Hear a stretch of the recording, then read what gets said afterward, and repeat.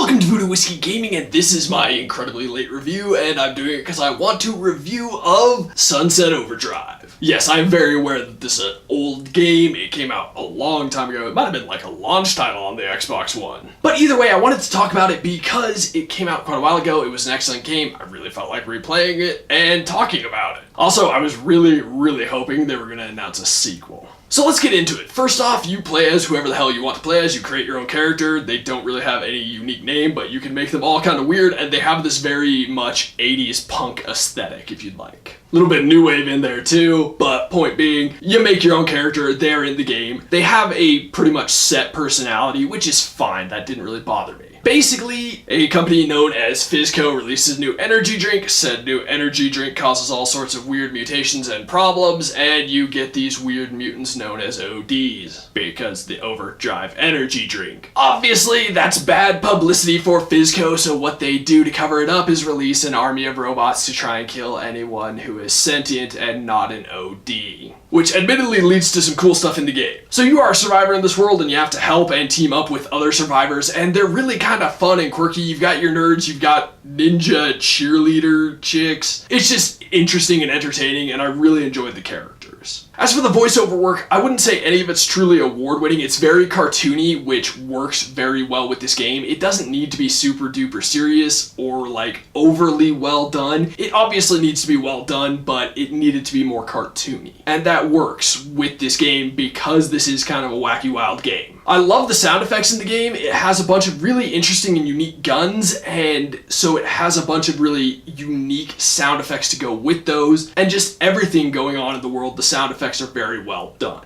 The soundtrack is also very well done. I really like the music. It goes really well with the rest of the aesthetic of the game, but I will say the music doesn't play enough. So as for the gameplay, this is an open world game. It's a third-person action shooter made by Insomniac. And that's very important because Insomniac does a great job with their wacky, wild shooter type games, and this is definitely in that vein. There's a bunch of crazy guns, like I stated. You also get around in an interesting way. Yes, you can just run around, but that's not the most efficient way. Grinding on rails, telephone lines, bouncing off of cars and up buildings or running on walls, that is the most efficient way to get around. Which sounds kind of weird, but it works very well, and the way they built the map, it's big and open world, but it's not so big that that stops being an efficient method of getting around. Also a really cool element, as I mentioned in the beginning, there are the ODs and there are the Fizzco robots. There are also scavengers out there, and it's really cool because you can get them battling with each other. Admittedly, if they spot you, they will target you, but their buddies will be trying to kill ODs, or the robots will be trying to kill the scavs, and vice versa and all around. I like that the game has a mission-by-mission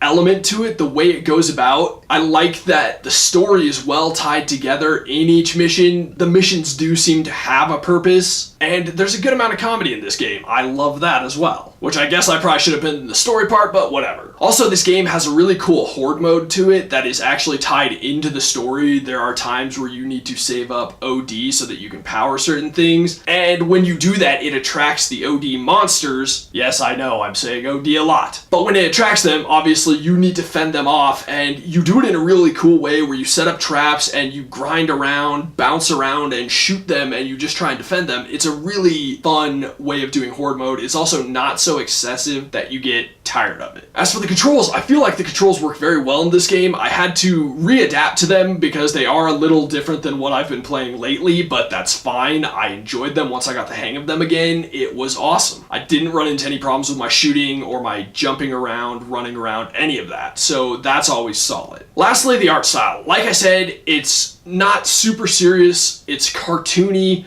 It's not overly cartoony, but it is very cartoony all at once, and it's got a really cool like 80s punk aesthetic with a bit of like, not quite cyberpunk, but it's got some futuristic elements with the robots and whatnot. Overall, I just like the way this game looks. I like the way I could make my character look. I just like the way the other characters look. I liked the aesthetic of this game. That's just the easiest way of saying it. The graphics, the art style, I liked it. The only thing I will say is that when I was playing it this week, I didn't get to replay the game. This is a huge knock against the game. This is. I was able to go back and replay missions. I was able to go back and redo challenges and explore the world. But you cannot start a new game without going in and fully deleting the game, fully deleting its save file. Also, there's no New Game Plus. Those are two things that I view as a huge negative, personally. I like the ability to replay games. I especially like the ability to do New Game Plus, especially in a game like this, because there are so many weapons and you can level them up. It's kind of difficult to fully level them up in one playthrough. So getting to do a New Game Plus would have been really nice. It would have been a huge bonus for this game. So to wrap this up, obviously the lack of New Game and New Game Plus is a huge drag, but if you haven't played this game before, yes, go play this. Seriously, it was a ton of fun. If you have played it, there's no reason not to throw it back into your console from time to time and go back and replay some missions. Just get back into the world, because it was a cool world that they built. I gotta say, what made me want to play it was I was really hoping for a sequel to be announced at E3. But yes, I recommend this game. Go out, find it, go to GameStop, go on Amazon, wherever, find it. It's fun to play. Also, it's only on the Xbox One. Okay, so in the comments below, why don't you tell me if you're a fan of Insomniac Games? And as always, thanks for watching. If you enjoyed the video, please hit that like button, and if you like what I'm doing in general, share, subscribe.